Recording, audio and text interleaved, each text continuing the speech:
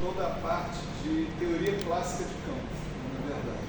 Quer dizer, a gente procurou interpretar um campo, né, um sistema de campos, como um sistema dinâmico, cujas coordenadas generalizadas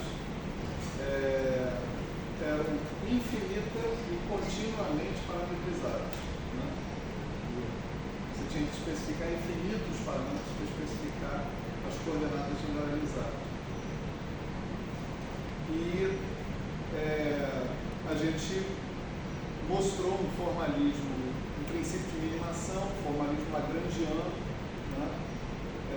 Trazendo esses campos, produzindo as equações de movimento, né? Associadas com eles. E passamos a discutir a questão das simetrias, né, desses sistemas dinâmicos. Né? Discutimos dois tipos de simetrias, simetrias contínuas, as simetrias internas e as simetrias espaço-temporais. E a gente viu uma consequência fundamental, né, da existência dessas simetrias.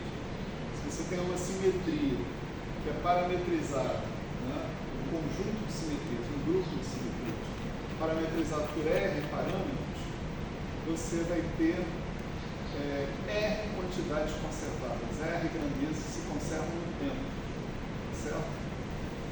Esse é o chamado teorema de Noether, né? E ele se aplica tanto às tais simetrias internas, que são as simetrias que só mexem com a forma dos campos, mas não mexem no espaço-tempo, quanto às simetrias espaço-temporais, que mexem simultaneamente no espaço-tempo com a forma dos campos. Né? Então, a gente, na última aula, especificamente, a gente falou das simetrias espaço-temporais e a gente praticamente colocou uma definição de coisas que a gente vem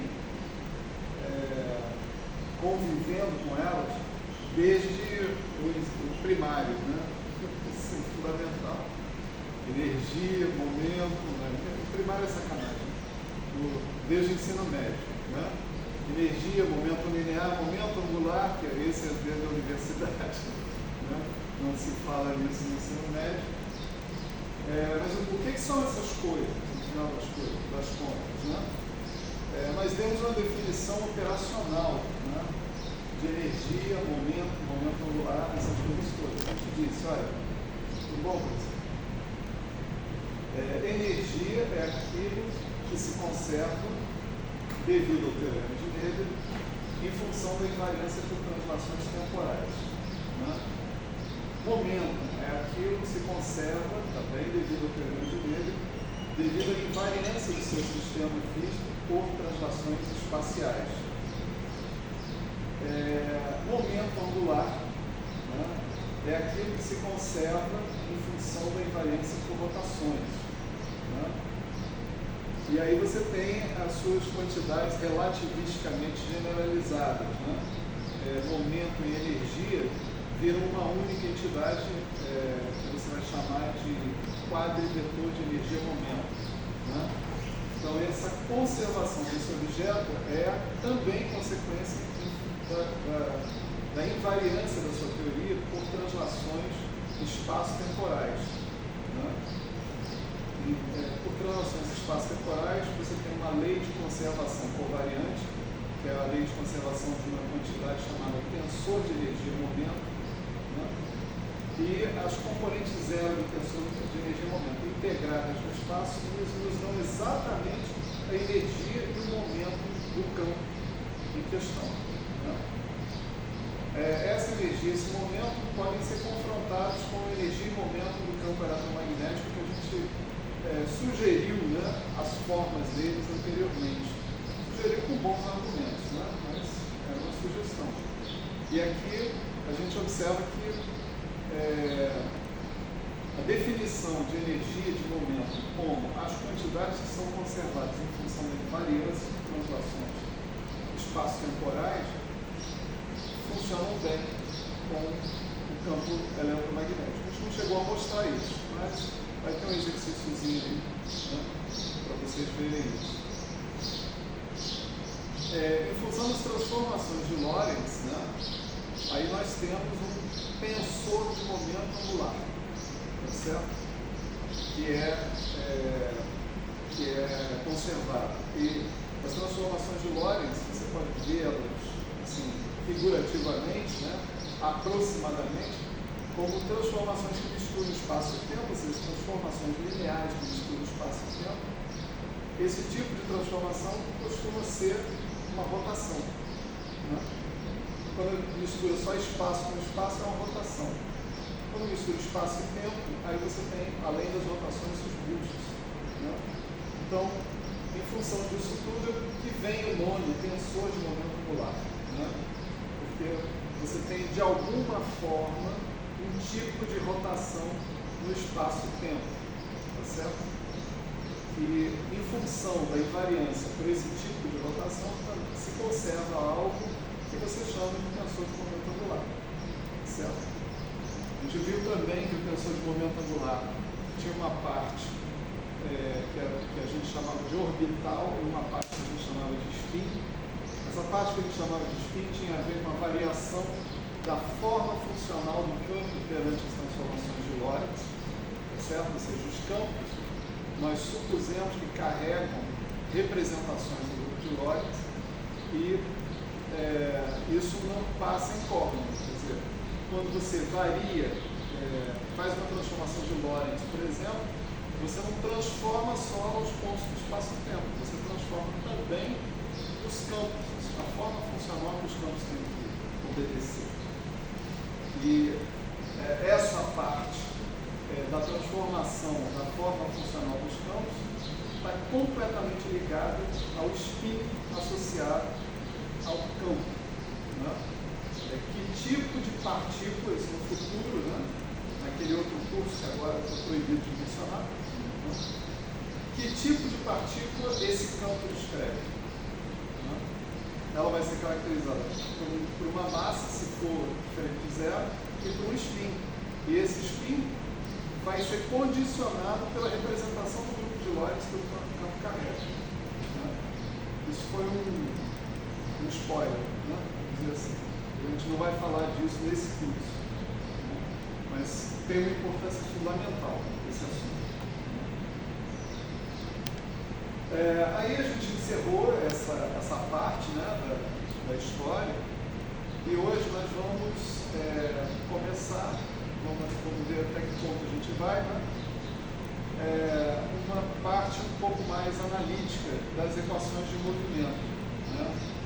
Obedecidas pelos campos. Nós vamos falar sobre a propagação, né, dos campos e, eventualmente, sobre radiação, particularizando o campo eletromagnético. Tá certo? Então, esse é o título, vamos dizer assim, dessa sessão do curso, né? Propagação e radiação.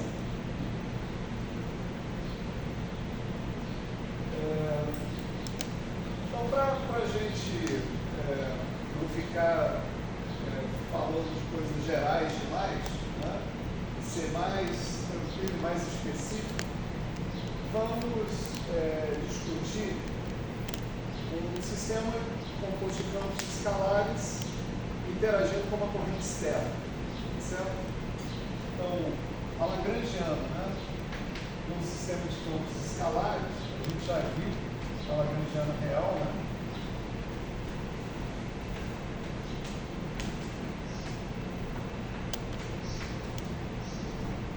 Era isso que estava aqui, né? E se você colocar uma operação com uma corrente externa, J, a sua Lagrangiana vai ter que dar conta dessa interação através de um termo análogo ao termo que a gente tem no eletromagnetismo, né? Tá bom? Como J φ. Né? Então, as equações de movimento, né, desse sistema você pode obter através das equações de Euler-Lagrange. Né? Você tem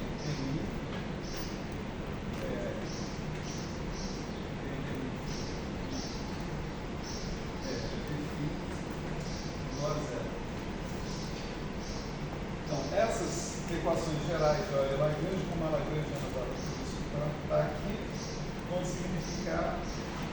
essa equação de movimento.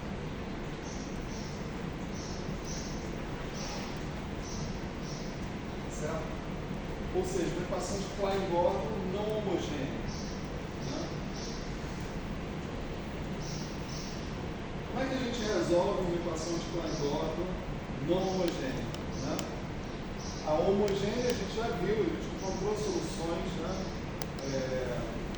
da equação de Klein-Gordon homogênea. A gente pode fazer uma combinação linear delas, encontrar uma solução geral, etc. e tal. Mas no caso da não homogênea, a gente segue as regras gerais das equações diferenciais. Né? A gente pede uma solução da equação homogênea. A solução da não homogênea é a solução da homogênea mais uma solução particular, certo? Somada com uma solução particular. E para encontrar essa solução particular da equação não homogênea, a gente costuma apelar, né, para a técnica da função de Green. Né?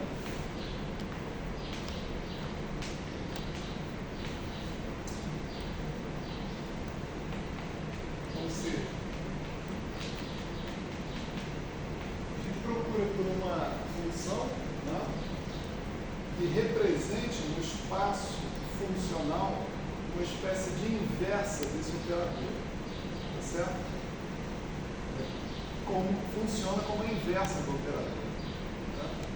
De modo que, se você escrever agora a solução φ de x como sendo φ0 de x mais integral de 4x de x j de y, tá certo? É bem fácil a gente ver que a gente resolveu o problema. Né? Se eu aplicar D'Alembert mais N2 nesse φ de x que está escrito aqui, né? D'Alembert mais N2 vai atuar no φ0, por hipótese ele é a solução da equação homogênea, certo? Então vai dar zero, e aqui eu vou ter integral de 4y. Observe que esse D'Alembert está na variável x, tá certo? E a integração está na variável y, então eu posso passar ela para dentro da minha integral.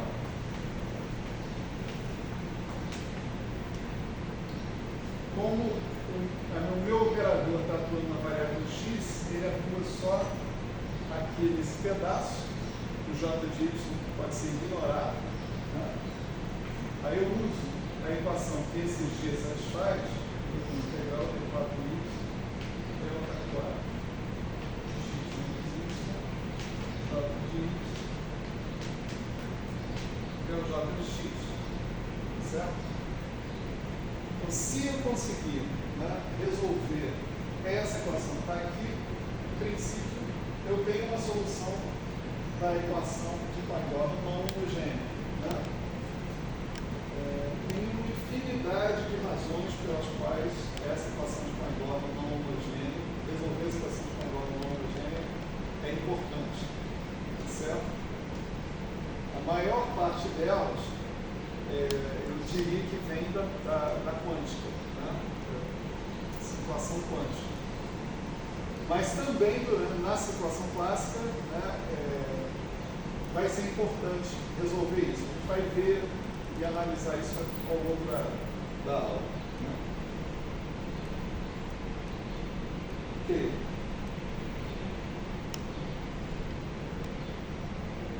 Então, antes da gente partir para obter, né, uma solução explícita, né, dessa equação, né, vamos observar algumas características que logo de cara a gente pode obter da função de Green, né, desse g, x, y. A primeira delas é a seguinte: esse operador que está aqui, ele é um operador invariante translacional. Se você trocar x por x mais a, né, 4 vetores x por 4 vetores x, mi mais a mi, o D'Alembertiano, que envolve derivadas segundas, né, em relação a t, em relação a x, vai nele mesmo. Né? o N2 é constante e a delta de x menos y, se você trocar x por x mais a y por y mais a delta continua idêntica. Então a função de Green calculada em x mais a, y mais a, satisfaz exatamente a mesma equação que a função de Green calculada em xy. Tá certo? Daí eu posso entender, né,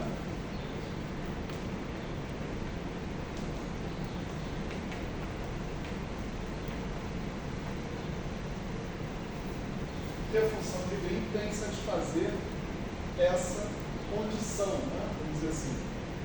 Isso eu posso chamar de invariância translacional da função de Green. Tá certo?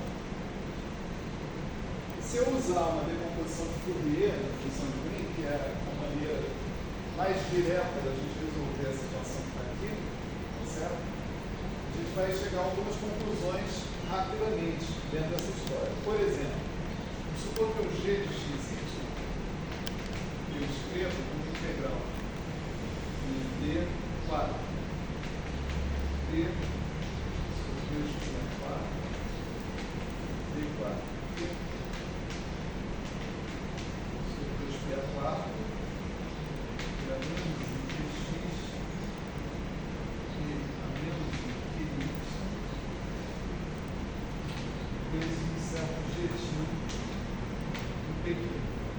Se eu fizer uma representação Fourier da minha função de Green. Né?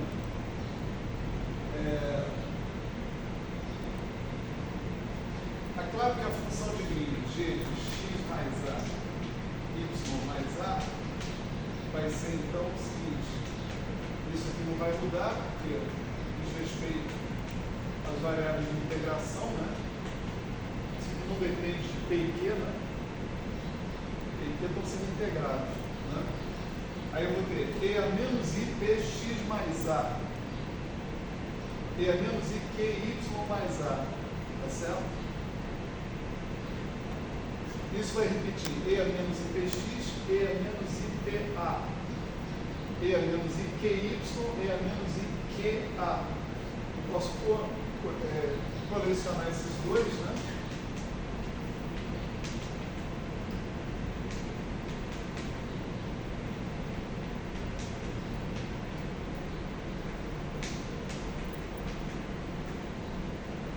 Isso aqui, né? Certo?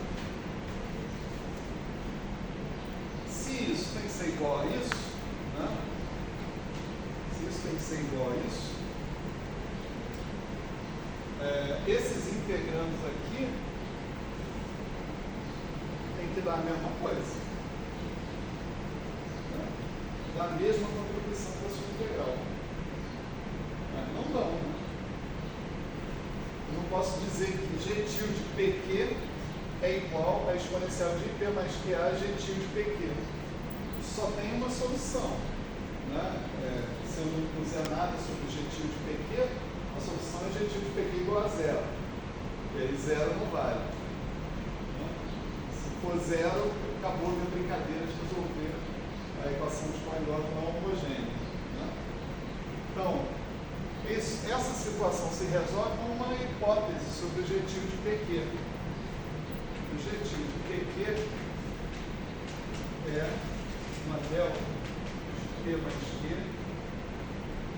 vezes o objetivo, você chamaria de P menos P, tá certo? Em geral, mas como é P do mesmo jeito, a gente vai deixar só a variável P aparecendo para constar, né? Então, a invariância translacional da função de Green, né, implica que a sua congênere, né, no espaço dos momentos, né, a sua transformada de Fourier, ela tem que ser proporcional a uma delta 4 da soma dos momentos. Tá certo? Claro, se esse cara é proporcional a uma delta, agora essa exponencial de P mais Q está multiplicando a delta de P mais Q, então ela é irrelevante. Tá? P mais Q tem que ser zero, né? Porque eu estou multiplicando a delta de P mais Q. Certo? Então, devido a isso, né, esse jeitinho de xy, g de xy, né, que é integral de 4 2 pi a 4,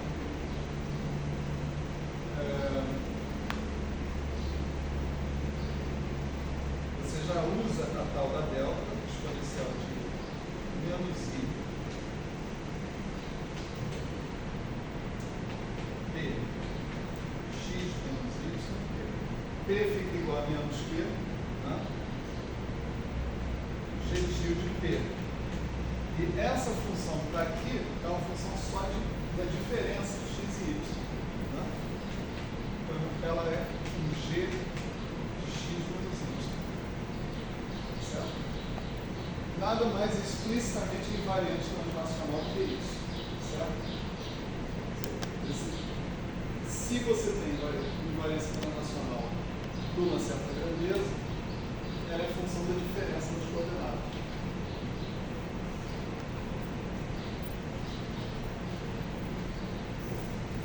Certo?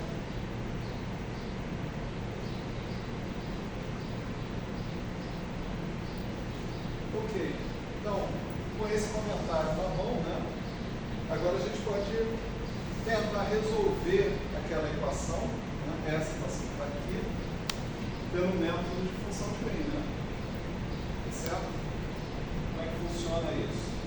Vou pegar e aplicar Dall'Anbertiano mais N2, né, na expressão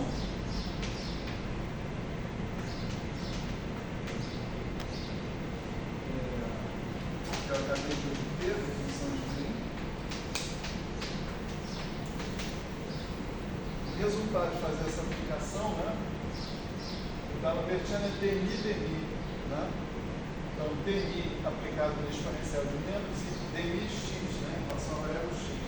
Aplicado no exponencial de menos i px menos y, ele dá menos i dmi. Né? O outro dmi, vamos supor que eu apliquei primeiro contravariante. O dmi covariante aplicado aqui vai dar menos i pni covariante também. Tá certo? Então, o efeito do Dall'Anbertiano sobre esse cara aqui vai dar menos pni, ou menos P2. Tá certo? Então, isso aqui vai me dar integral de 4 vezes, 2 pi a 4, exponencial de menos P2, mais N2 jeitinho de P. Né? Esse é o resultado de aplicar o Dall'Anbertiano mais N2, esse operador, na expressão, né, em termos da transformada de Fourier do G. Né? Isso tem que dar o quê? Delta. Né? Para eu poder comparar uma coisa com a outra, eu tenho que expressar a delta também em termos da sua transformada de Fourier. Né? Isso aqui é integral, né? 4p sobre 2π a 4, exponencial de menos i x menos y. Isso é a delta. Né? Então, o coeficiente dessa transformada de Fourier da delta é o número 1. Né? E o coeficiente da transformada de Fourier do Dall'Anbertiano mais N2 g de xy é menos P2 menos N2 jeitinho de P. Então eu chego à conclusão que menos P2 mais N2 jeitinho de P tem que ser igual a 1. Né? Isso nos dá o jeitinho de P, né? O jeitinho de P tem que ser menos 1 sobre P2 menos N2. Certo? Aí a história fica assim, então é só resolver agora com a integral aqui, né? Só resolver essa integral aqui. É isso mesmo, só resolver essa integral. Só que não é fácil resolver essa integral. Né? Lembrem-se que P2, né, é igual a P02 menos P vetor 2, certo? E como eu tenho P2 menos M2, isso pode ser escrito como P02 menos P vetor 2 menos M2, ou menos P vetor 2 mais M2. Se eu chamar, eu vou chamar esse cara aqui de ômega 2, certo? Ômega de P, tá certo? Isso é P02 menos ômega 2. Definição ômega, tá? Ômega é P vetor 2 mais M2. Então, isso aqui já está deixando claro que eu estou separando essas variáveis, a variável P0 das variáveis P. E a minha intenção é fazer a integração sobre P0 antes da integração sobre P. Certo?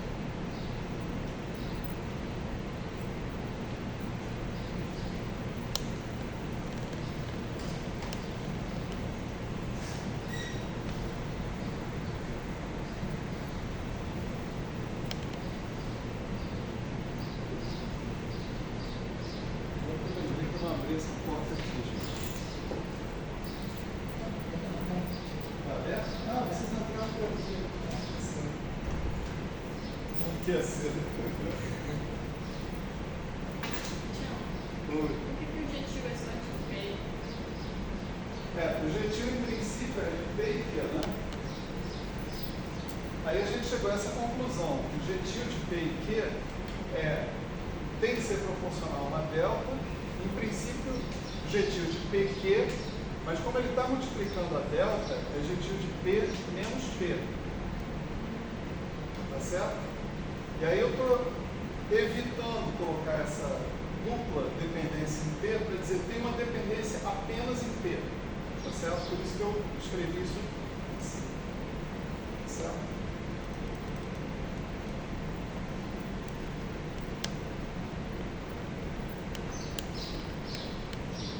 Então, à luz dessas definições, né, nosso objetivo de P ele vira menos 1 sobre P02 menos ômega 2. Eu posso fatorar, né, como menos 1 sobre P0 mais ômega, P0 menos ômega, certo? Sempre lembrando que esse ômega de P, só deixa eu anotar aqui, que a gente não esquece, né? P vetor 2 mais M2, certo? Ele é um cara que depende de P, ele não pode ser sacado da integral. A integral é sobre D4P, então ele depende da parte espacial de P.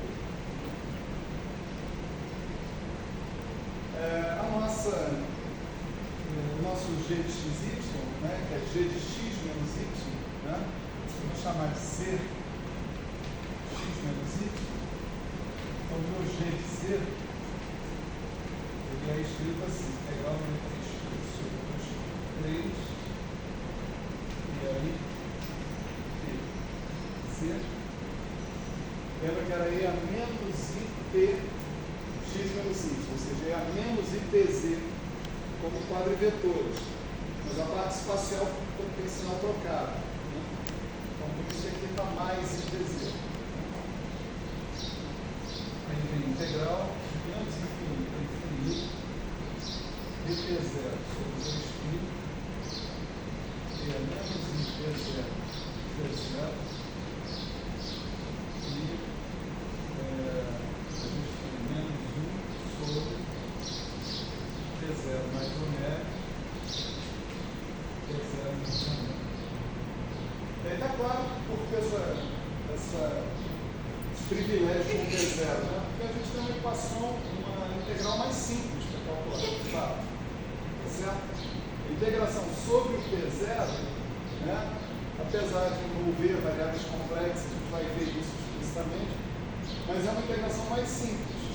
A integração sobre a parte espacial é terrivelmente improvável. Certo? Existe a solução explícita disso, né? Existe a solução analítica dessa integral, mas nesse momento a gente não vai considerar isso, não vai interessar para a gente, certo? Então vamos ver como é que funciona a parte do P0, né? Pura e simplesmente. A primeira observação aqui é o seguinte: nossa integração, a faixa de integração do P0 é de menos a mais infinito, certo? Menos infinito a mais infinito. Assim como os P's, né? Px, Py, Pz também de menos a mais infinito. Né? Então, aqui tem dois momentos em que eu passo por singularidades no denominador. Quando P0 é igual a ômega e quando P0 é igual a menos ômega. Então, tem duas singularidades nesse denominador que tem tudo para deixar a minha integral indefinida. Certo? Eu preciso, então, de uma prescrição para definir essa integral. Essa é a razão, a verdade. Ou seja, essa prescrição, né, no caso das variáveis dessas singularidades, é justamente para que a gente consiga contornar essas singularidades. A gente faz um processo de limite, né, depois, quando a prescrição que eu utilizei vai para zero, por exemplo, ou ela deixa de existir de uma maneira mais geral. Então, o que eu vou propor aqui vai ser o seguinte, né? Tem 4 jeitos da gente fazer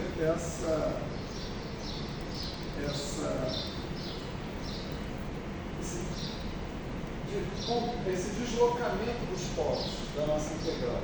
Né? Eu posso fazer o seguinte: eu posso substituir P2, vou chamar isso aqui de A, igual a zero, substituir P2 menos M2 mais I epsilon P0 igual a zero. Com esse epsilon sendo um cara pequenininho, certo? Que eu no futuro vou mandar para zero. Onde vão parar os polos, né, dessa história? Né? Vão parar da seguinte maneira: se P2 menos I2 menos I P0 igual a zero, você pode escrever assim: P02 menos ômega 2 mais I P0 igual a zero. Isso aqui é uma equação de segundo grau, né, cuja solução vai ser P0 igual a menos B, né? E epsilon, né? Mais ou menos raiz de B2, que é menos epsilon 2, menos 4 vezes 1 vezes C, mais 4 ômega 2 sobre 2. Certo? E eu posso escrever assim também, né? Menos I, menos B, né? Menos I epsilon sobre 2, mais ou menos. Agora eu coloco esse ômega em evidência aqui. Ômega raiz quadrada de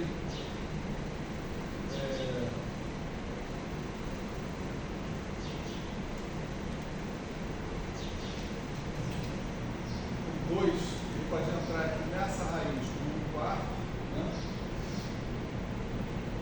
Então eu vou ter 1 menos epsilon 2 sobre 4 ômega 2. Certo? Lembra que o nosso epsilon é pequeno, né? No princípio. Então eu posso pegar e expandir essa raiz quadrada de 1 mais uma coisa pequena. Só que essa coisa pequena em questão já é de segunda ordem. Né? Se eu quiser manter apenas coisas de primeira ordem em epsilon, né? Então essa raiz quadrada é aproximadamente 1. Certo? Então o resultado aqui é menos I epsilon sobre 2 mais ou menos ômega. Certo?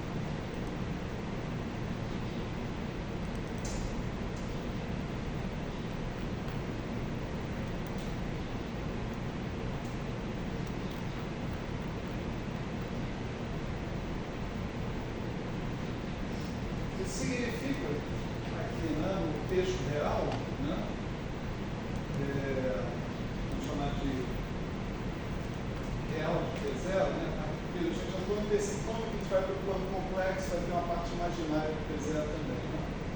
Parte real de P0, aqui está o ponto menos ômega, aqui está o ponto ômega. Né? Esses polos em ômega e menos ômega ficam deslocados para ômega menos IY sobre 2 e menos ômega mais IY sobre 2. Então, essa prescrição tira os polos do eixo real, tá certo? E joga eles para baixo do eixo real de P0. Oi? Está para cima. Quem está passando? Ele está para baixo. Está para cima. Por quê? Porque mais reais que isso. Ah, desculpa, menos. Ah, certo. Eu escrevi falei uma coisa e escrevi outra coisa. Eu olhei. Incrível. Eu olhei. Ômega menos e Y sobre 2. Né? Então, essa é uma primeira prescrição, né, que a gente poderia fazer para tentar resolver esse problema. Então, ver uma segunda prescrição.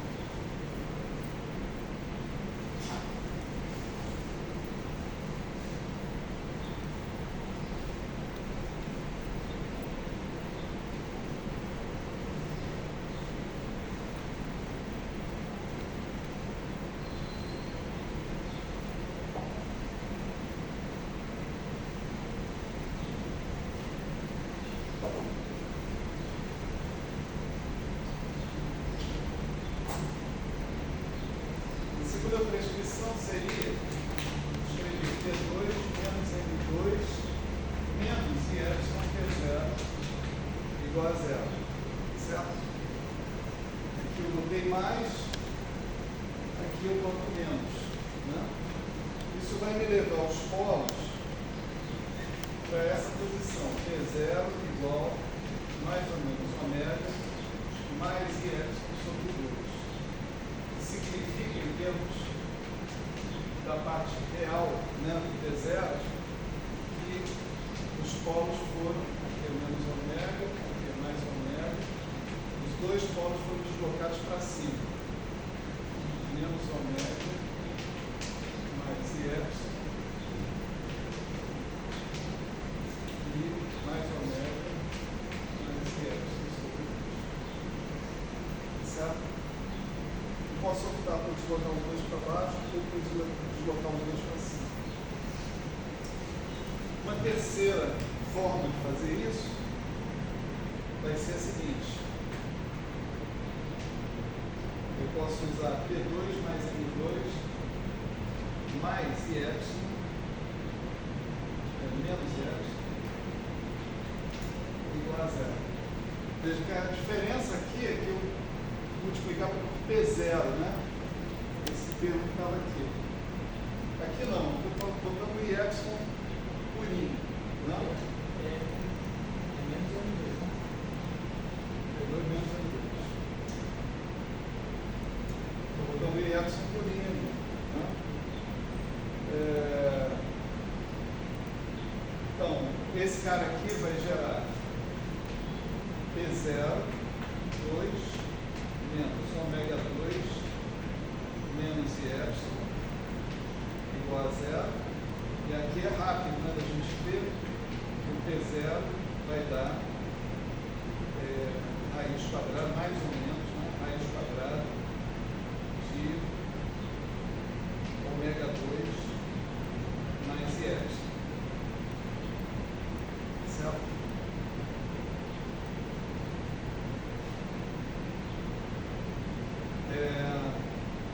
Mais uma vez, bota o ômega 2 em evidência, né?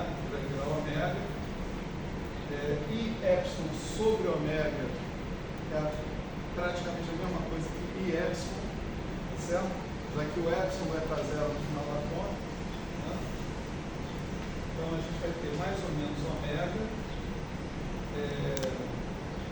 mais ou menos IY. Certo? Solução no limite y tendendo a 0 nessa história. Ao invés de ter epsilon sobre ômega 2, né, que também é positivo, eu estou botando em epsilon, linha. Se quiser, epsilon linha é igual a epsilon sobre ômega 2. Né? Mas isso não importa, porque tanto epsilon quanto epsilon linha vão para zero no final. Então, P0 é isso, e isso corresponde, né, a um deslocamento alternado, né? Ômega menos ômega. Quando eu tiver ômega, esse polo está deslocado para cima. Quando eu tiver menos ômega, esse polo está deslocado para baixo. Certo? Um vai para cima, outro vai para baixo.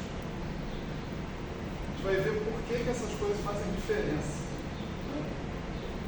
Daqui a pouco, um segundo.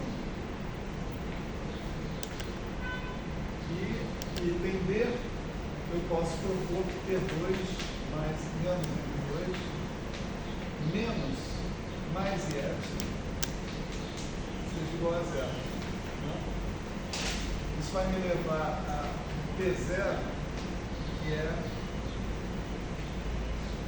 mais ou menos ômega menos mais e epsilon. A gente vai trocar o sinal, né, desses deslocamentos.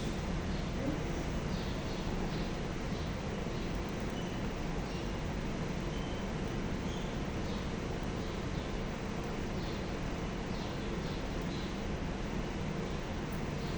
Desculpa, acho que eu fiz uma coisa errada.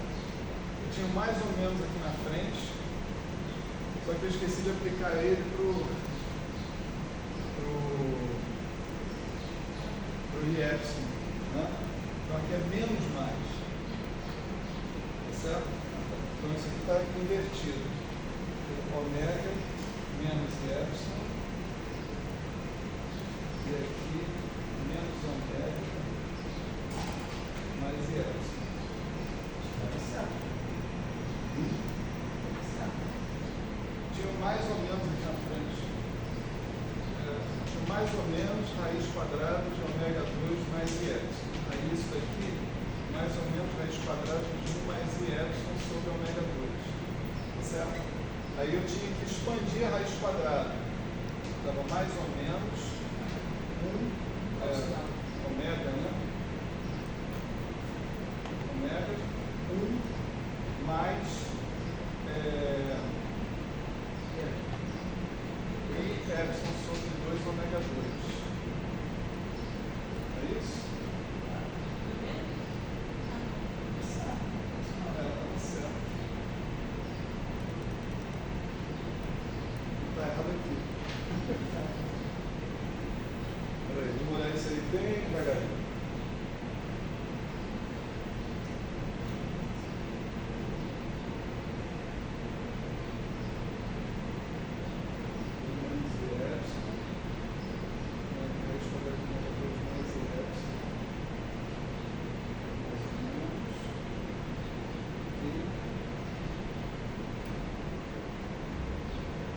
É isso mesmo. Estava certo. Mais ou menos. Então, volta tudo o que era antes. Desculpa. Não está voltando, é uma merda isso. É melhor isso do que ficar errado.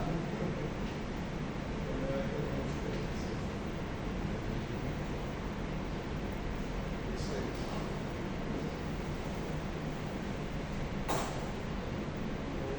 Esse próximo agora é que quando você colocar P02 menos ômega 2 mais i epsilon, você vai ter o sinal de menos na frente do i epsilon. Esse sim que vai trocar os sinais. Né?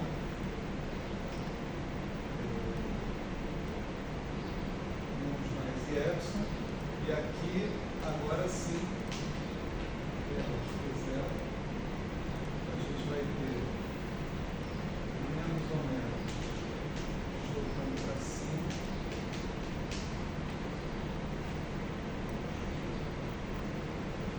E o ômega deslocando para baixo.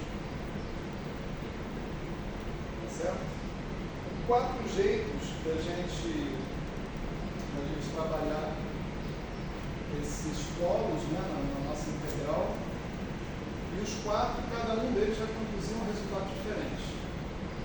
Fica bem claro isso. Qual deles que a gente usa? O resultado depende do problema físico, da situação física que você está considerando. Né? Há situações físicas nas quais uma dessas soluções faz sentido e outras dessas soluções não fazem. Aí você usa o que faz sentido. Né? Nem tudo que a matemática permite, a física abraça. Né? Então, a física que decide, né, qual dessas prescrições que a gente vai utilizar. E a gente vai ilustrar o cálculo desse negócio com o item A. Né? A gente vai usar aquela primeira prescrição ali, mas vamos ver onde é que a gente vai terminar. Certo? O que significa isso? Né? A conta longa, né? Longa assim, envolve, né, várias coisas, né? Mas depois que a gente faz essa, aí fica bem claro como é que faz as outras, né? Então não precisa fazer todas. Né? Vamos lá. Então a prescrição que a gente vai considerar é essa, de abaixar os polos abaixo do eixo real, certo? Então a estratégia básica aqui vai ser a seguinte, vai ser a gente substituir a nossa integral sobre T0, né? Nossa integral sobre T0 vai ser substituída por uma integral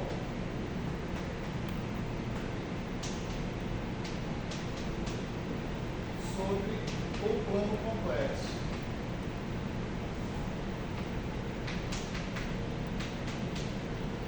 Então, antes eu só tinha P0 como uma variável real, estava integrando sobre uma variável real. A ideia é mapear essa integral numa integral equivalente sobre o plano complexo. Equivalente em que sentido? Eu vou ter que escolher no plano complexo um contorno tal que, no limite, quando esse R que está aqui vá para infinito, né? Contorno limitado, acho que no limite, quando esse R vá para infinito, essa integral sobre esse contorno se reduza à integral sobre o plano real. Tá certo? Então, a ideia aqui vai ser usar um contorno absolutamente standard, né? Que a gente está acostumado a ver ser utilizado. Eu vou separar ele em duas possibilidades e vamos discutir essas duas possibilidades. A possibilidade 1 é essa que está aqui. Seu contorno vai de menos R a R e depois segue por um semicírculo, tá certo? De raio R, certo? Segue por um semicírculo de raio R, retornando aqui e fechando, certo? Por que ele tem que ser fechado? Porque ele poderia ser aberto de certa maneira, mas eu realmente estou a fim de usar o teorema de Cauchy. Né? O teorema de Cauchy relaciona o resultado da integral sobre o contorno com os resíduos. Né? Estou falando aqui de uma coisa que suponho que todo mundo estudou, né? na universidade. Né? Essa coisa de integração sobre variáveis complexas. Né? A outra possibilidade, vamos chamar esse contorno aqui de C1, tá certo? A outra possibilidade era você fechar o mesmo contorno por baixo, tá certo? E aí, você andando daqui para cá, de menos R a R, você ia fechar o seu contorno andando no sentido horário, tá certo? Esse aqui eu vou chamar de C2 de novo. Isso aqui é um semicírculo de raio R também, tá certo? Então, a ideia é a seguinte, a ideia é que a integral completa é a integral de menos R a R, que vai se reduzir a nossa integral original no limite em que o R tenda a infinito. Tá certo? E que a integral sobre esse pedaço, sobre esse semicírculo, ou esse semicírculo possa estimar de alguma maneira e dizer essa integral vai para zero. Tá certo? Então, a integral sobre todo o contorno, nesse sentido, vai, no limite, quando R tende a infinito, essa integral vai para a integral que eu quero. E, nesse meio tempo, já que a integral sobre um circuito fechado, eu posso usar o teorema de Cauchy e calcular essa integral com facilidade. Certo? Essa que é a estratégia da gente. Então, beleza. Agora, qual dos dois contornos que eu escolho, né, para fazer o meu problema? Isso vai depender justamente das propriedades de convergência do integrando sobre esse semicírculo que está aqui. Eu não posso admitir que o integrando divirja sobre esse semicírculo. Eu quero que ele tenda a zero para que a contribuição do semicírculo para a integral tenda a zero também. Certo? Então, o fator preponderante aqui é esse aqui, ó, o exponencial de menos I, P0, Z0. Né? Como o P0 agora é uma variável complexa, ele é real de P0 mais I imaginário de P0.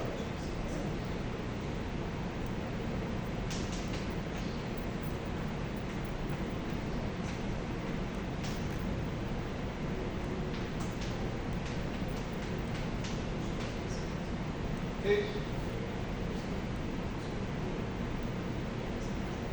Então, supõe hipótese.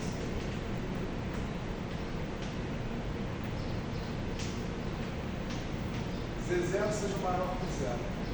Certo? Z0 é um cara que está fora da integral, né? É um cara que tem a ver com a minha função de Green. Né? Com o argumento da minha função de Green. Então, Z0 pode ser maior que zero. Eu tenho que considerar o caso que Z0 é menor que zero também. Né? Se o Z0 é maior que zero, tá certo? Esse termo aqui é um termo oscilatório, não representa maiores problemas. Ele está limitado, menos 1 e 1. Né? Mas esse termo aqui, se imaginário de P0 for positivo, esse termo vai crescer sem limite. Tá certo? Então, o que eu tenho que fazer? Eu tenho que escolher um contorno tal que, ao longo de todo esse contorno, a parte imaginária do P0 seja negativa. Ó, a imaginária de P0 é negativo daqui para baixo. Então, eu tenho que escolher o contorno C2. Certo?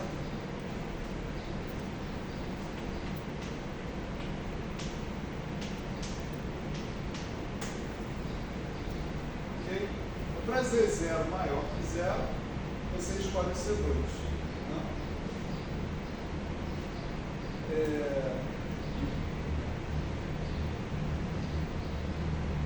Eu já tenho uma ideia, claro, do que vai acontecer então.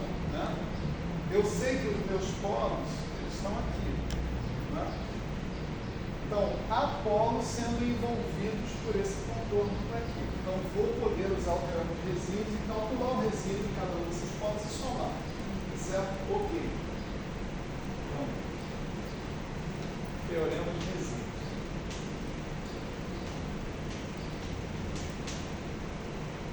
E se o Z0 hipótese 2. E se o Z0 for menor que zero? Né? O Z0 é menor que zero, inverte a discussão. Né? Agora, o imaginário de P0 vai ter que ser positivo para que essa exponencial seja negativa. Né? Então, se o imaginário de P0 tem que ser positivo para a exponencial ser negativa, então convergente sobre C1, né? Eu vou ter que escolher C1 e não C2. Tá certo?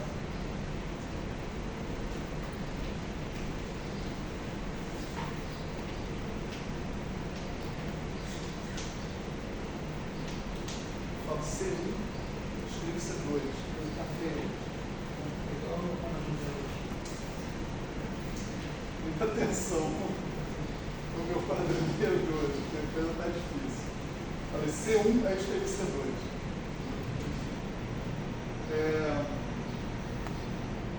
De novo, teorema de resíduos. Só que, agora mais uma vez, os polos estão fora do contorno.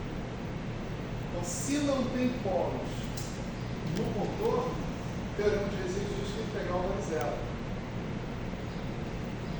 A integral sobre C1, em princípio, é zero, quando o raio desse semicírculo vai para o infinito. A integral restante vai ser zero também, né? Porque o teorema de resíduos vai dizer que a integral sobre o contorno todo é igual a integral sobre C1 mais a integral sobre menos RR. A integral sobre C1 já vai para zero no limite de R tendendo a zero. Então a integral de menos RR é R tendendo a infinito. Então, a integral de menos RR quando R tende a infinito vai ter que ser zero também para ficar de acordo com o teorema de resíduos. Né? Então a conclusão aqui, né, é que o G de Z igual a zero. Então, para Z0 positivo, né, eu ainda não sei o que deu, tenho que fazer a conta. Mas para Z0 negativo, eu já sei que vai ter que ir para zero. Certo? Então, vamos fazer a conta.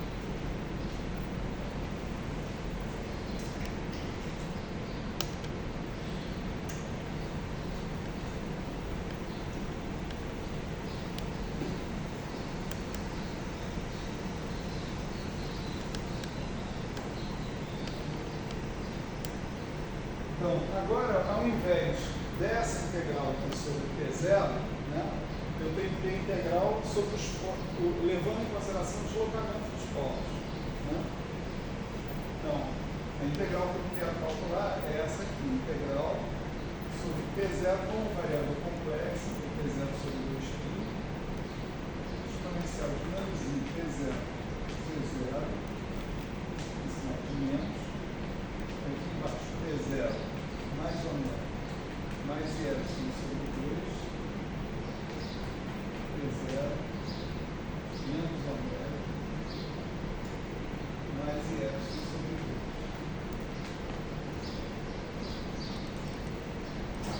Certo? Os polos aqui são em menos ômega, menos I sobre 2 e mais ômega, menos I sobre 2. Isso aqui quando estão abaixo do eixo real.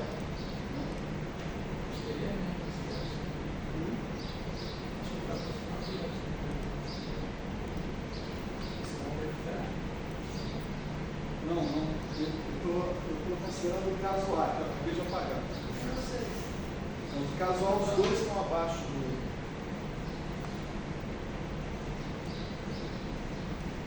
Onde é que está zero isso aqui? O P0 igual a menos ômega, menos I sobre 2. E esse aqui é onde está zero. O P0 igual a ômega, menos I sobre 2. Certo? Então, a posição dos polos está abaixo do eixo real de P0. Certo?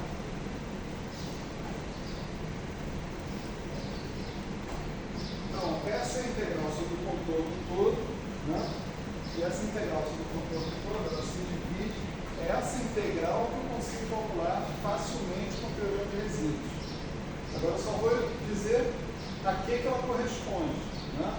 Ela corresponde à integral entre menos R e R, limite, quando R tende a infinito, né?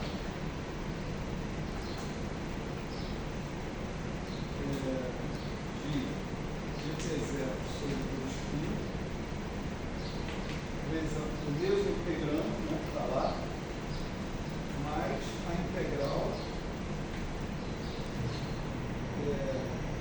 sobre C2, né, de T0 sobre 2π, a mesma coisa. Certo?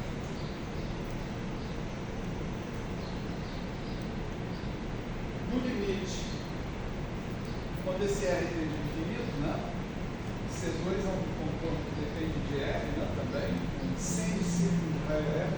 Então, nesse limite, quando R tende a infinito, essa segunda integral vai para zero, o integrando vai para zero, E eu solvo só com o primeiro. Integral menos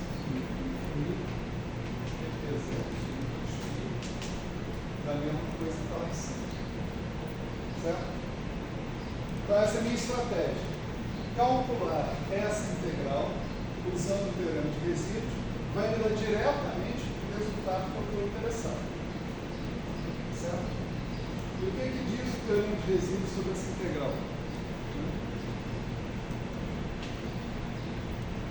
Diz o seguinte, né?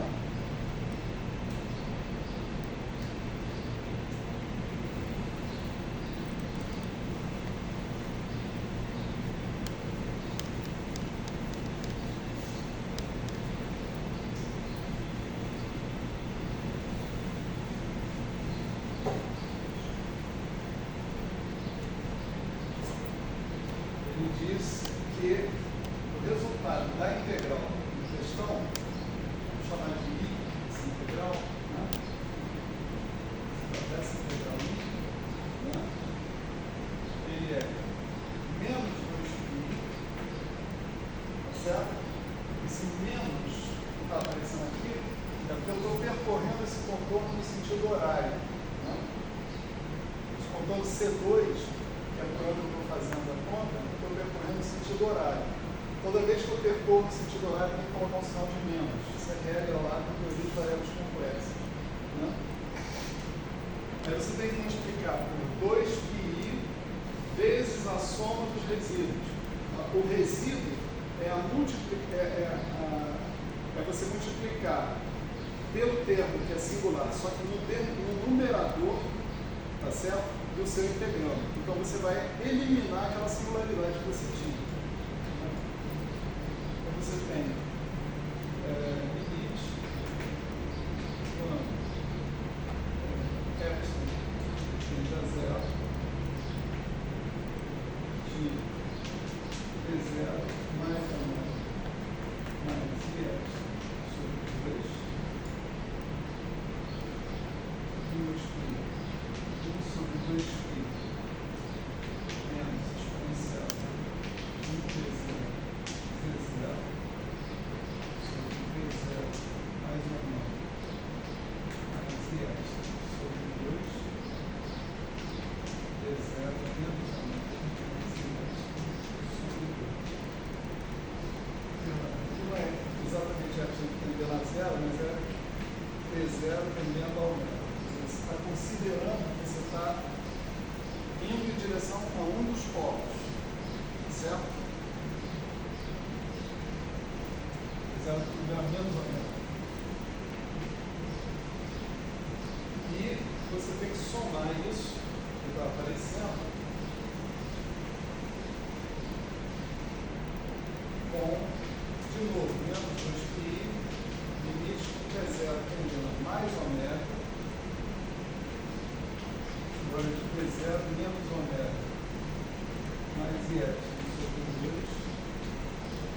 1 sobre 2π,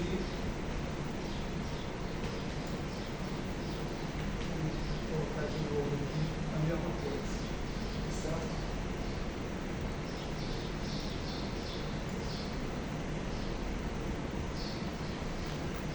Então, quando eu multiplico isso daqui por isso, esse termo cai fora, né?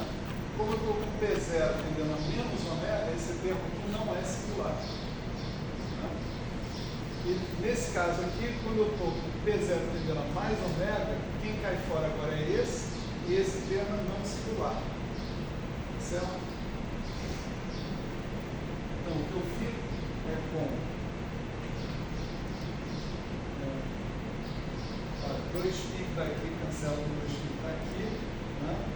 Sobra menos I em todos os casos, menos I, aí eu fico com exponencial de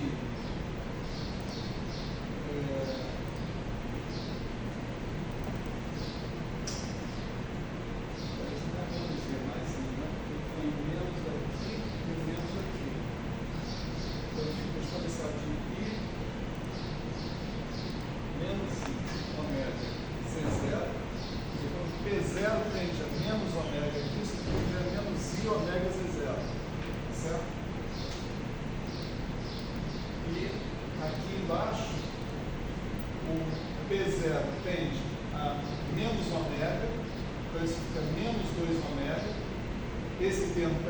mu e o epsilon tende a zero no final do procedimento. Então sobra ômega. Perdão, porque aqui tinha menos e aqui vai ter um menos também. Tá certo?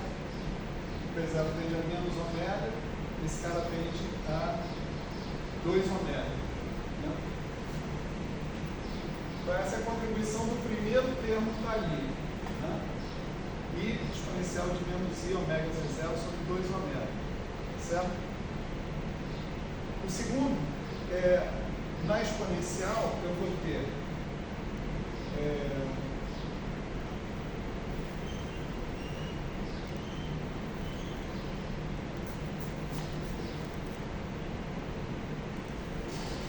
exponencial de I ômega Z0, P0 tende a ômega agora, né? Eu tenho menos ali em cima.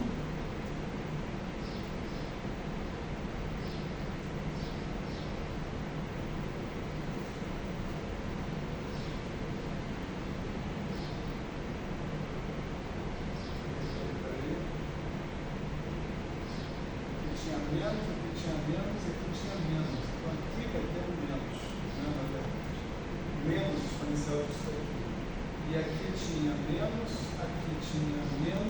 e aqui embaixo agora não vai ter menos, porque P0 é ômega, não menos ômega. Então vai ficar 2 ômega aqui embaixo, só que o sinal de menos é o sinal de mais, na verdade, porque tem o sinal de menos em evidência. É isso aí. Então, esse é o cálculo dessa integral através do teorema de resíduos, certo? Dá esse resultado. Então, eu acabei de calcular a integral que eu queria sobre P0, obtendo esse resultado por aí, certo? Então, o meu G de Z, né, ele eu posso resumir ele da seguinte maneira. Θ de Z0, θ é a função degrau, né? A função step. Se Z0 for positivo, esse θ de Z0 é 1. Se Z0 for negativo, θ de Z0 é 0. Certo? É exatamente a situação que a gente está vendo aqui. Θ de Z0 vezes integral de 3 vezes por 2 por 3 exponencial de PZ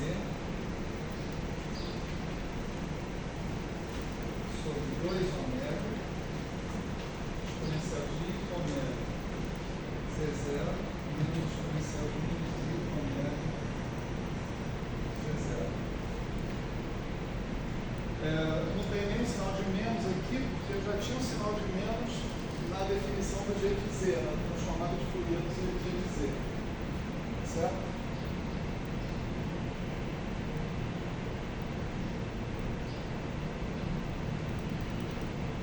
Bom, é possível prosseguir, né, com essa conta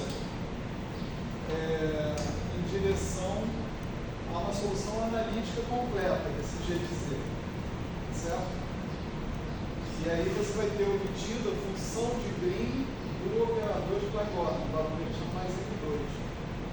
Essa função de Green é muito importante porque a partir dela você pode encontrar também a função de Green do operador de Dirac, I gama I deriva menos N, certo? Você pode encontrar essa função de Green do operador de Dirac. E pode encontrar outras funções de Green importantes, né, da sua teoria de campo, se estiver interessado. Né? A gente não vai prosseguir nisso. Né? Eu vou colocar nas notas a expressão exata desse negócio. Vou dizer onde é que isso está explicitado, onde é que eu tirei. Né? A gente não vai seguir aqui porque não interessa profundamente para a gente. Lembrando sempre que o curso é de eletromagnetismo. A partícula que a gente está interessado tem massa zero, que é o fóton.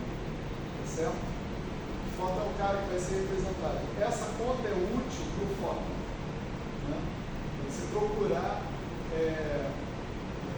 função de green associada com fórmula. E de fato essa função de green pode ser encontrada, nesse caso, simplesmente tomando n2 igual a zero aqui. Se você tivesse n2 igual a zero, nada dessa conta aqui mudaria, concorda? Esse é um pedaço da conta que não depende de você ter n2 igual a zero diferente de zero. E você continua tendo ômega, né? Só que ômega é igual a módulo de P só. Né? Ômega, em geral, é a raiz quadrada de P2 mais M2. Se M2 é zero, o ômega é só um módulo de P, mas continua tendo ômega. A gente não disse quem é o ômega, a gente foi capaz de calcular tudo até o final sem maiores problemas. Né? Agora, para prosseguir aqui, faz a diferença se você tem M2 igual a zero ou M2 diferente de zero. Com M2 diferente de zero, é essa complicação desgraçada que eu estou falando para vocês. Para M2 igual a zero não é tão complicado assim, como a gente vai ver. Certo? Então vamos lá.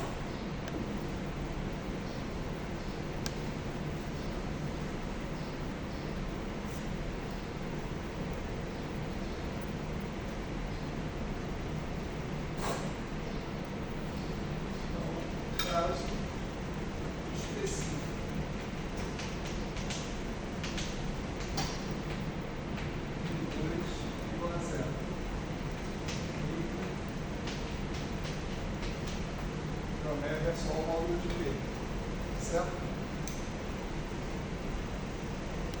É um caso específico, mas bom para esse curso que é o eletromagnetismo, né? Justamente. A equação de Klein-Gordon vira só a equação da Lambertiana de não sei o que igual a zero, que é a equação que a gente já encontrou no gauge de Coulomb, né? No gauge de Lorentz e tal, né? Para as componentes do potencial vetor. Então, a função de green que a gente encontrar aqui, nesse caso, seria útil, né, caso a gente quisesse resolver explicitamente as equações de Maxwell. Certo?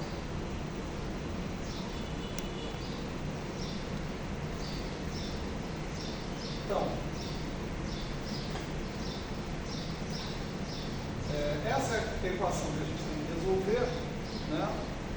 E com ômega agora igual ao módulo de P, deixa eu só repetir esse cara que está aqui. Ele vai ser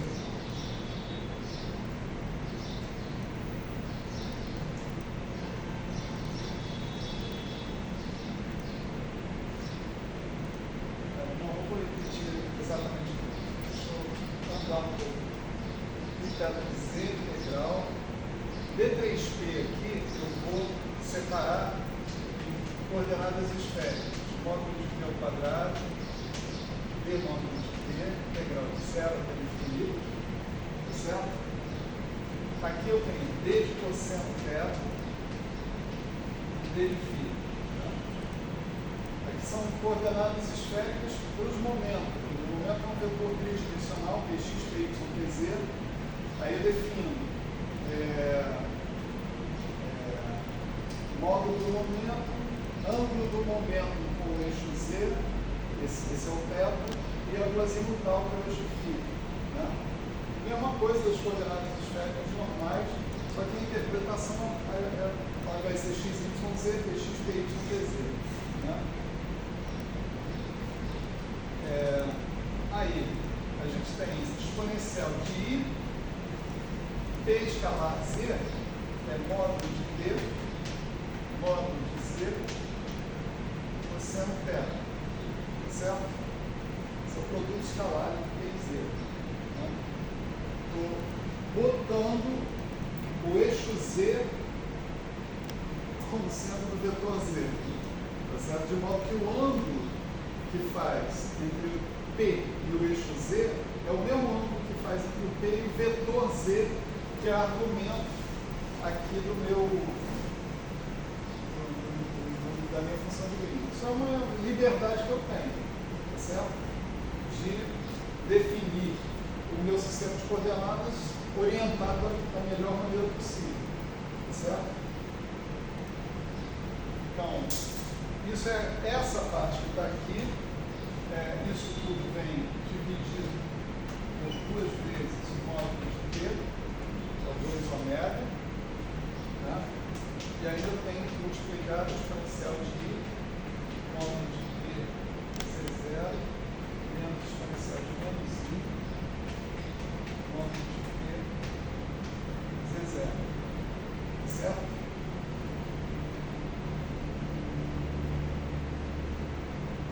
Então, essa integral está aqui, eu posso fazer facilmente. Eu chamo isso aqui de U, né? A integral de 0 a 1, de 0 a π, de θ, né? Se eu chamo U de cosseno θ, né? Quando θ é 0, U é igual a 1. Quando θ é π, U é igual a menos 1. Ela vira integral de 1 até menos 1 de U. Certo? E o que eu estou integrando em U é exponencial de alguma coisa vezes U. I vezes alguma coisa vezes U. Que é simples de integrar. Né? A integral em dφ eu posso fazer direto. É 2π, porque não tem nada que dependa de φ. Né? Então, aqui faltou 2π3. Né? Então, na próxima linha, a integral em dφ vai cancelar um 2π, esse 2π3, né? Θ de C sobre 2π2. Vou ficar com a integral de 0 a infinito. O módulo de P, módulo de P,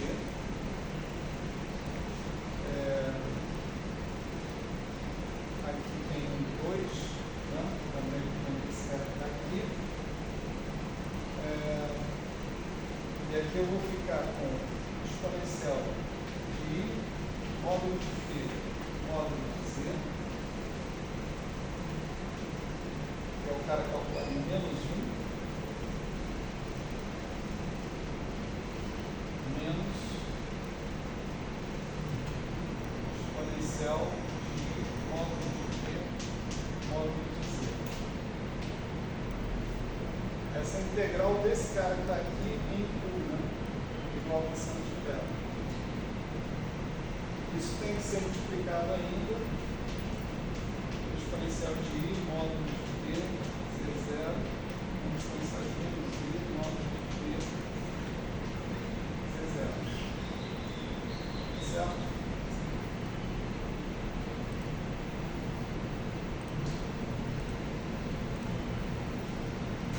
Desculpa.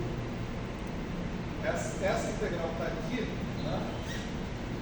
Eu fiz integral da exponencial de alguma coisa vezes U, é exponencial de alguma coisa vezes U, não é? Eu dividi por alguma coisa, tá certo? Então, aqui eu tenho que ter uma divisão por módulo de P, módulo de Z, certo? E, né? Também.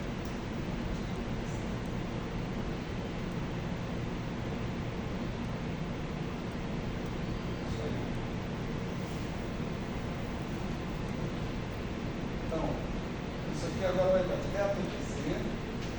Vou separar aqui 4π vão ficar para cá e outros 2π vão entrar para cá.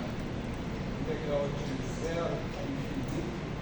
Esse módulo de P vai cancelar aqui, eu vou ficar só com D módulo de P. Aqui tem módulo de Z. Integral de D módulo de P. E o produto desses dois caras, aí eu vou ter exponencial de menos I, módulo de P, módulo de Z,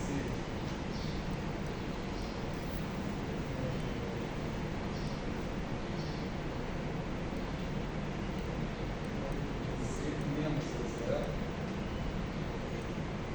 produto desse com esse. Aí tem o outro cara que eu vou colocar logo de cara, que vai ser mais exponencial desse vezes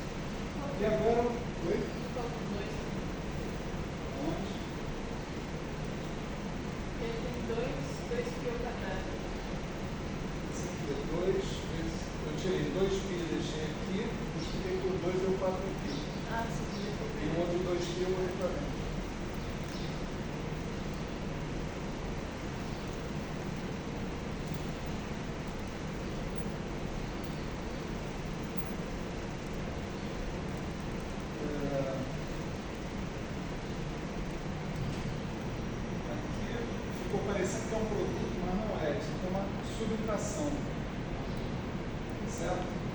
Porque é isso vezes isso, mais isso vezes isso, menos isso vezes isso, menos isso vezes isso, certo? A subtração que está aparecendo ali.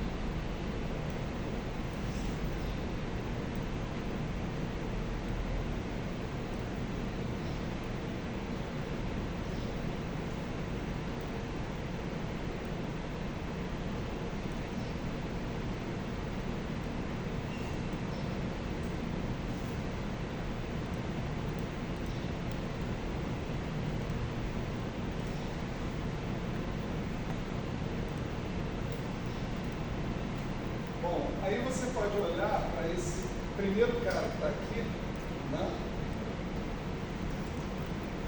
como sendo, como se você tivesse a integral de menos infinito até mais infinito, tá certo? Desse cara todo aqui. Esse fator, para quando o módulo de P é negativo, esse fator é para quando o módulo de P é positivo. O módulo de P é o módulo do vetor, mas nesse sentido aqui ele não passa uma variável de integração. Você está integrando sobre o módulo de P. Então você pode imaginar, se o módulo de P fosse negativo, eu teria essa contribuição, se ele fosse positivo, eu teria essa. Então essa integral dessa soma que está aqui é a integral de menos infinito a infinito de um cara desse só. Pura e simplesmente. Eu posso escrever isso aqui.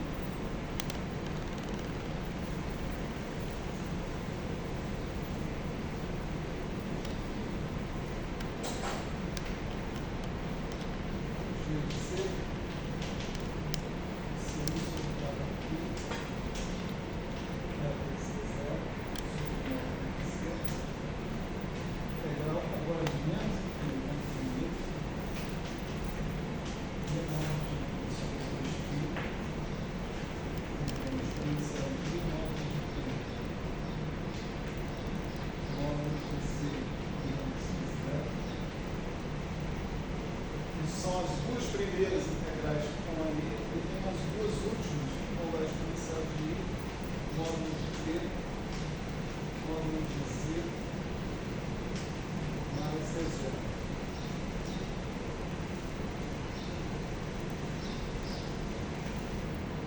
Certo? Agora essa integral aqui, integral dp de exponencial de P, não sei o que, sobre 2π, é exatamente a delta. Né? Vamos estudar 1 sobre 4π, beta de Z0, sobre o módulo de Z, delta, módulo de Z, menos Z0, menos a delta, do módulo de Z, mais Z0. Essa é a delta 1 mesmo, não é a delta 3, nem a delta 4. Né? Porque o módulo de Z é um número, Z0 é outro número. Né? Está dizendo que essa delta de uma variável está acontecendo aqui. E você pode identificar melhor ainda essa subtração de deltas aqui, pensando no seguinte: que se você tivesse Zmi, delta de Zmi, e pensasse no Z0 como variável de integração da delta, isso seria exatamente a delta de Zmi.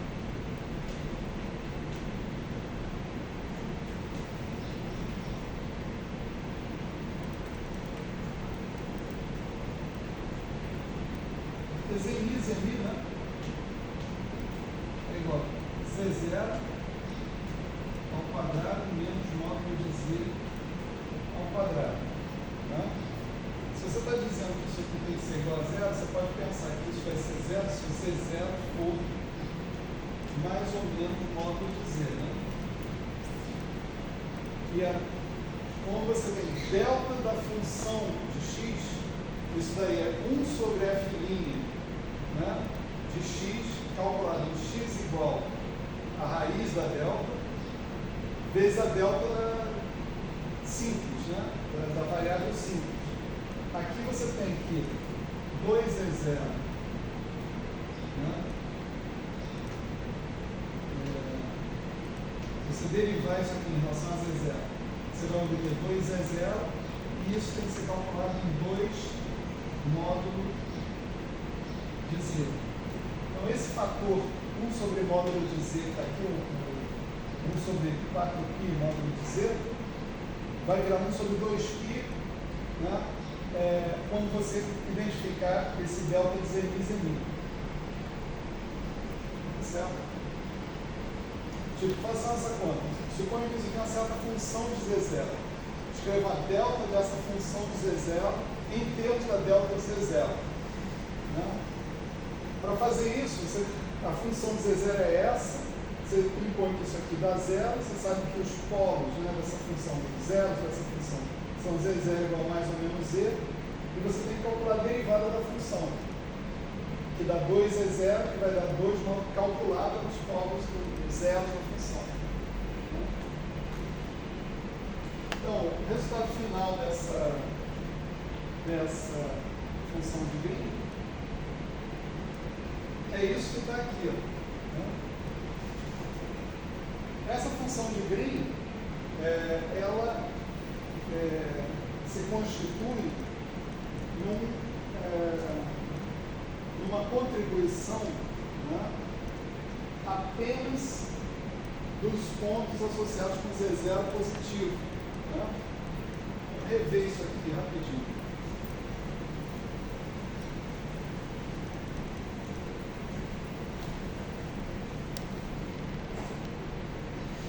A função de Green vai entrar nessa integral aqui, integral de 4y de x menos y, j de y. Né? O que você está montando aqui? Você está montando um campo φ de x, né? Campo φ0 de x mais isso. Né? Aí o que você está dizendo aqui é que a tua função de Green é zero para Z0 menor que zero. Né? Então, Z0 menor que zero significa x menos y, x0 menos y0 menor que zero, ou seja, y0 maior que x0. Tá certo? Isso significa que para todos os pontos y, tais que y0 seja maior que x0, essa integral dá zero. Não há contribuições da corrente para a constituição do campo vindas do futuro. Y0 maiores do que x0. Você está constituindo o campo do ponto x. Os pontos y que estão associados ao futuro de x não contribuem. Tá certo? Só quem contribui são os pontos y associados ao passado de x. Tá certo? Então, para Z0, né, maior que zero, x0 menos y0 é maior que zero, e aí acontece o contrário, y0 é menor do que x0. Aqui, g de x menos y igual a zero. Aqui, g de x menos y é diferente de zero. Então, você vai montar o campo, o teu potencial, o teu campo, seja lá o que for, por exemplo, se for o potencial eletromagnético, quadro vetor potencial, lembra que aqui nós estamos fazendo M2 igual a zero, né? Então, isso em princípio pode ser a solução das equações de Maxwell. Né? Eu posso estar procurando uma solução particular das equações de Maxwell nesse caso. Para eu montar o campo do ponto x, né, x0, x, eu preciso das contribuições que vêm da fonte, da corrente de distribuição de carga, né, no passado de X. As contribuições que vêm do futuro não contribuem. Certo?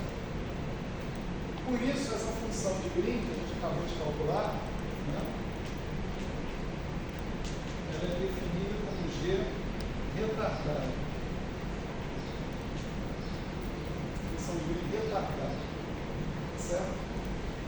Se você fizer aquela outra prescrição, a gente fez a prescrição com os dois pontos abaixo, né, do eixo real de P0. Né?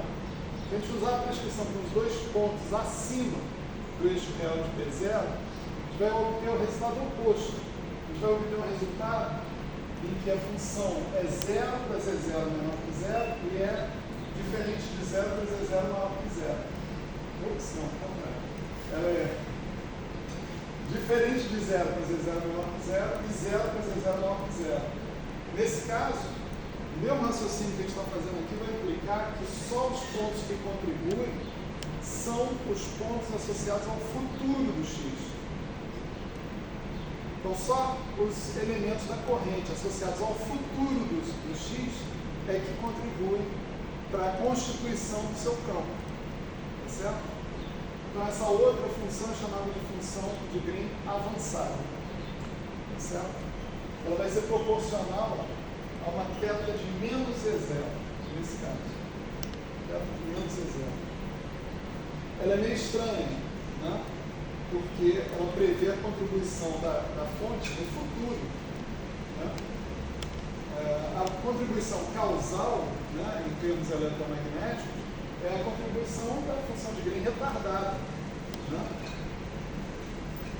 Esses caras também são chamados, essas funções de Green também são chamadas de potenciais de Lenarista. Certo? São um tipo de, quer dizer, o que você calcula, o campo que você calcula usando essa função de Green é um potencial de Lenarista associado à função de Green retardada. Certo? E aquelas outras duas, em que um polo vai para baixo e um polo vai para cima? Né? Aquelas outras duas não têm uma interpretação clara na eletrodinâmica clássica, mas para a eletrodinâmica quântica, elas são, uma delas pelo menos, é tremendamente importante. Você vai chegar à conclusão que elas propagam soluções de energia positiva para o futuro e propagam soluções de energia negativa para o passado. A que faz assim, faz o contrário. Ela propaga soluções de energia positiva para o passado e soluções de energia negativa para o futuro. Então, essa última não é muito boa, né? Nem na mecânica quântica. Né? Mas a outra, que propaga soluções de energia negativa para o passado e soluções de energia positiva para o futuro, é chamada função de Green de Feynman, o propagador de Feynman. Certo? E ela é a função crucial que aparece na teoria quântica de campos. Parece que está tudo quanto é lado, em todos os momentos. Essa aqui, a retardada, aparece na eletrodinâmica clássica, mas não na eletrodinâmica quântica.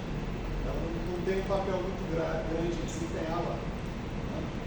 Mas na eletrodinâmica clássica, ela é a função de Green mais natural para você utilizar a solução de problemas de cálculo mesmo no seu campo eletromagnético, no seu potencial eletromagnético. Você vê que você ainda tem uma integral para fazer aqui, ó. Certo? Suou pra caramba para chegar aqui, aqui você ainda vai jogar mais uma integral ali, que vai depender da tua corrente. Né? Quem é a sua corrente? É fácil, é difícil, você vê aquela corrente lá do dipolo, aquela quadra corrente do dipolo que eu dei para vocês, eu acho que é mais ou menos fácil. Né? Mas tem outras correntes possíveis que vão ser bastante difíceis. Certo? Ninguém se engana. Né? Então não é porque a gente conseguiu descobrir a função de Green que automaticamente a gente descobre a solução. A gente ainda tem que passar por mais uma integração aqui. Tá certo? Beleza. O que eu espero dessa aula, né, é que ela tenha mostrado para vocês que a gente pode obter bastante informação física mesmo, né, do nosso sistema, analisando em mais detalhe as equações diferenciais e as soluções dessas equações diferenciais, que caracterizam a teoria de campos em questão e o eletromagnetismo em particular. Essa conta que a gente fez é uma conta feita até o final para a função de Green retardada, mas praticamente dá também a função de Green avançada, né? Pequenas modificações, e te dá um caminho para você encontrar o comportamento das soluções das suas equações de movimento, no caso do eletromagnetismo, certo? Isso é uma importância clássica, mas como eu disse para vocês, calcular a função de Green associada com o operador de Klein-Gordon é uma coisa muito interessante do ponto de vista quântico, e muita aplicação à quântica, certo? E não se enganem, apesar de ser quântica lá e clássica aqui, você passa para mais ou menos pelo mesmo terreno, né? Se você tiver passado por ele antes, já está liberado. Você já sabe mais sobre o que você tem que calcular. Tá bom? Beleza. Terça a gente continua.